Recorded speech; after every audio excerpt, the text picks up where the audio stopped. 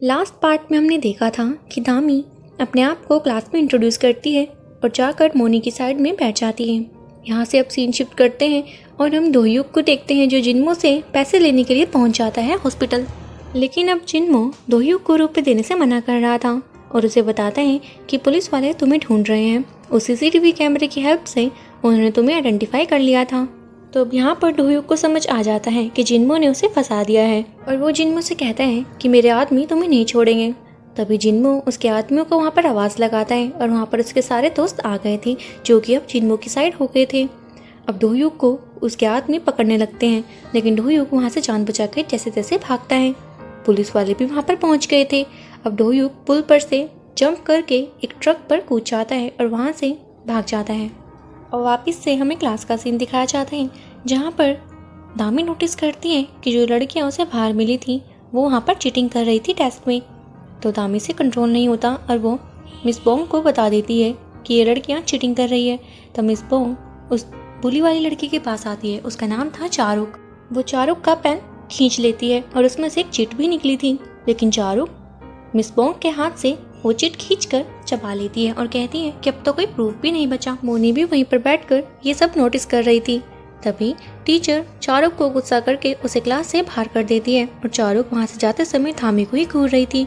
इसके बाद scene shift करते हैं और हम उन सभी लड़कियों को बैठा हुआ देखते हैं जहाँ पर वो धामी को लेकर ही बात कर रहे थे और मोनी भी वहाँ पर आती है। और यहाँ हमें पता लगता है कि चारुक और उसकी गैंग मोनी के लिए ही काम करती थी और वो चिट भी मोनी के लिए ही थी।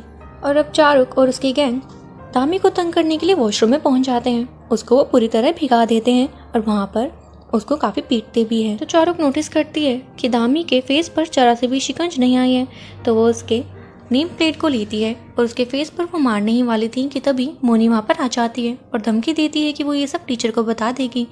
तभी चारुक और उसकी गैंग वहाँ से चले गए थे। फिर मोनी दामी को संभालती है। दामी कहने लगी थी कि मुझे बचाने के चक्कर में वो लोग तुम्हें ना तंग करें। मोनी कहती है कि वो ऐसा नहीं कर सकते क्योंकि मैं उन्हें काफ़ी डिज़ाइनर चीज़ें देती हूँ, वो मुझे हाथ भी नहीं लगा सकते और मुझे लगता है कि हम दोनों को दोस्त बन जाना चाहिए। दामी भी मान जाते हैं। सीन शिफ्ट करते हैं और हम दोहयुक को देखते हैं जो अपनी मॉम से मिलने के लिए सैलून पहुँचता है। लेकिन जैसे ही वो अंदर जाने लगा था उसकी मॉम चिल्लाकर उसे भागने के लिए कहती है क्योंकि पुलिस वाले वहाँ पर दोहयुक के बारे में पूछताछ के लिए आए हुए थे। अब जैसे ही दोहयुक वहाँ से भागता है वो चिल्लाते हुए कह रहा था कि मैं इनोसेंट हूँ। पुलिस वाले उसके पीछे पड़ जाते हैं। कुछ दूर जाकर दोहयुक को एक आदमी अपने पास खींच लेता है और वो उसका भाई था चेहयुक। वहाँ पर दोहयुक को बचाने के लिए दोहयुक की कैप पहनकर पुलिस वालों के आगे आके भाग रहा था। ये देखकर दोहयुक इमोशनल हो जाता है। सीन वापस से स्कूल की तरफ शिफ्ट करते हैं जहाँ अब हम देखते हैं कि दामी और मोनी काफ़ी अच्छे फ्रेंड्स बन चुके थे। वो हर वक्त साथ ही रहते थे, यहाँ तक कि वो खाना वगैरह भी साथ ही खाने लगे थे। मोनी को काफ़ी अच्छा डांस भी करना आता था। वो दामी को भी डांस सिखाती है और दामी अपना डांस अपने ग्रैंडपा को दिखाती है। उसके ग्रैंडपा को उसका डांस काफ़ी पसंद आता है। वापस हम देखते हैं कि दामी और मोनी काफ़ी अच्छे से एक दूसरे को टाइम दे रहे थे। दामी ने तो मोनी की तरह हेयर स्टाइल भी करवा लिया था। वो दोनों बिल्कुल सेम लग रहे थे। फिर हम मोनी को एक डांस क्लास में देखते हैं। वहाँ पर वो काफ़ी अच्छा नाच रही थी। उसने इस ऑडिशन के बारे में दामी को बताया था और वो कह रही थी कि इस ऑडिशन के बाद वो काफ़ी बड़ी स्टार बन जाएगी।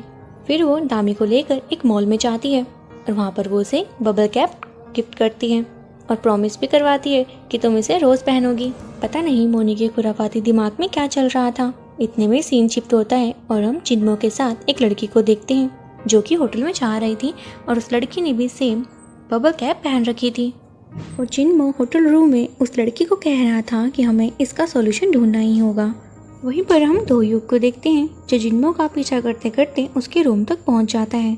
वहां पर जैसे ही जिन्मो ने रूम का दरवाज़ा खोला था दोहयुक उसे पीटने लग जाता है और वो लड़की वहां की लाइट्स ऑफ कर देती है और भागने की कोशिश में थी, लेकिन तभी दोहयुक उस लड़की को पकड़ लेता है।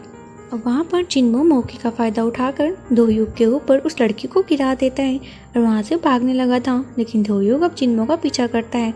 जिन्मो लिफ्ट से नीचे चला जाता है। दोहयुक उसे नहीं पकड़ पाता। तभी वो लड़की के पास वापस जाता है। लड़की को पकड़ने की कोशिश कर रहा था कि लड़की अपने नेम प्लेट से दोहयुक के फेस पर वार कर देती है और उसका फेस कट गया था और वहाँ पर वो नेम प्लेट भी छोड़कर भाग गई थी। अब जैसे ही दोहयुक ने उस नेम को पढ़ा था वहाँ पर बांग दामी लिखा हुआ था। फिर सीन शिफ्ट करते हैं और हम चेयरमैन बोंग को देखते हैं।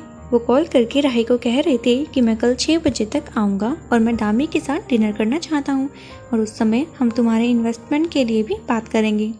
राही ये सुनकर काफ़ी खुश हो जाती है और कॉल करते ही अपने असिस्टेंट को कॉल करके कह रही थी कि तुम सूची का कॉन्ट्रैक्ट तैयार रखना, हमें पैसे मिलने ही वाले हैं। इतने में दामी भी घर पर आ जाती है और राही उसे कह रही थी कि तुम्हें कल किसी भी हालत में 6 बजे से पहले घर पर पहुंच जाना है, तुम्हारे ग्रैंडपा कल डिनर पर आने वाले हैं। फिर हमें नेक्स्ट डे मॉर्निंग स्कूल का सीन दिखाया जाता है जहाँ पर दोहयुक स्कूल में पहुँच गया था और जोर जोर से दामी दामी चिल्ला रहा था। दामी भीड़ में से निकलकर बाहर आती है और कहती है मेरा ही नाम दामी है। तो दोहयुक कहता है कि तुमने मुझे पहचान ही लिया होगा, तुम कल होटल में मुझसे मिली थी और धक्का देकर मुझे भाग भी गई थी। वहाँ पर दामी साफ इनकार करती है कि तुम कौन हो, मैं तुम्हें नहीं जानती। वहाँ पर दोहयुक उससे जिन्मो के बारे में पूछता है। दामी कहती है मैं इसे भी नहीं जानती। दोहयुक फिर वहाँ पर उसका नेम टैग दिखाकर पूछता है कि ये तो तुम्हारा ही है ना, तो ये वहाँ पर कैसे आया। वहाँ पर सभी लड़कियाँ इस तमाशे को एंजॉय कर रही थी और मोनी भी उन्हीं में ही बीच में खड़ी हुई थी और उनकी वीडियो बना रही थी। ये मोनी का ही प्लान था। यहाँ पर हमें सच्चाई का पता लगता है कि मोनी को कुछ लड़कियों ने जिन्मो के साथ होटल में देख लिया था। उनसे इमेज बचाने के लिए मोनी ने प्लान किया कि वो दामी को टारगेट करेगी क्योंकि दामी की फिजिक और हाइट सब कुछ सेम था। यहाँ तक कि दामी को उसने हेयर कट करने पर भी मजबूर कर दिया था और दामी का नेम टैग भी उससे उस बुलीज लड़कियों से मिल गया था। और रात को वो लड़की जो कि जिन्मो के साथ थी वो और कोई नहीं मोनी ही थी और उसने इंटेंशनली वहाँ पर दामी का नेम टैग गिरा दिया था ताकि सारा इल्ज़ाम दामी पर चला जाए। अब सीन प्रेजेंट में आता है जहाँ पर मिस पोंग भी वहाँ पर आ गई थी और दोहयुक को वहाँ से जाने के लिए कहती है, लेकिन दोहयुक वहाँ से जा ही नहीं रहा था। तो ना चाहते हुए भी मिस पोंग को पुलिस को वहाँ पर बुलवाना पड़ता है और पुलिस वाले दोहयुक को वहाँ से ले जा रहे थे। दोहयुक जाते टाइम कहता है दामी को कि तुम अपने बॉयफ्रेंड को बता देना कि मैं उसे जिंदा नहीं छोड़ूंगा। और वहाँ से दोहयुक के जाने के बाद दामी को सारी लड़कियाँ बुली करने लगती है। उसे वो चिढ़ा रही थी कि वहीं पर अब हम मोनी को देखते हैं जो दामी की ऐसी हालत पर हंस रही थी और वहाँ पर वो कॉल करके जिन्मो को कहती है कि दोहयुक को पुलिस पकड़ कर ले गई है। अब जैसे ही उसने कॉल काटा था वहाँ पर मोनी के पेट पर काफ़ी पेन होने लगा था और वो वहाँ से जाते टाइम कह रही थी कि अभी नहीं, कल मेरा ऑडिशन है, प्लीज़ आज के लिए इसे रोक दो। लेकिन उसका पेन बढ़ता ही जा रहा था और वो वहाँ से एक सीक्रेट रूम में चली जाती है। सीन शिफ्ट करते हैं और हम चेयरमैन बोंग को उनकी गर्लफ्रेंड चा के साथ देखते हैं जो कि अब राही के घर पर पहुँच गए थे। राही उन्हें देखकर काफ़ी खुश होती है। अंदर पहुँचकर चेयरमैन बोंग राही से पूछते हैं कि दामी कहाँ पर है।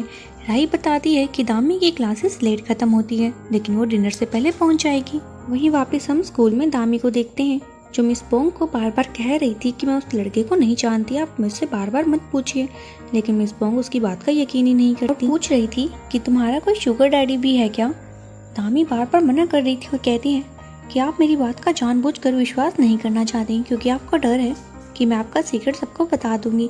इस बात पर मिस पोंग को काफ़ी गुस्सा आ जाता है और वो दामी पर हाथ उठा देती हैं। वहीं वापस हम मोनी को देखते हैं जिसका दर्द बर्दाश्त से बाहर जा रहा था। उसे ये प्रेगनेंसी पेन हो रहा था। सीन शिफ्ट करते हैं चेयरमैन बोंग को देखते हैं जिन्हें की काफ़ी गुस्सा आने लगा था क्योंकि टाइम 6 बजे से ऊपर चला गया था और दामी अभी तक घर नहीं पहुंची थी।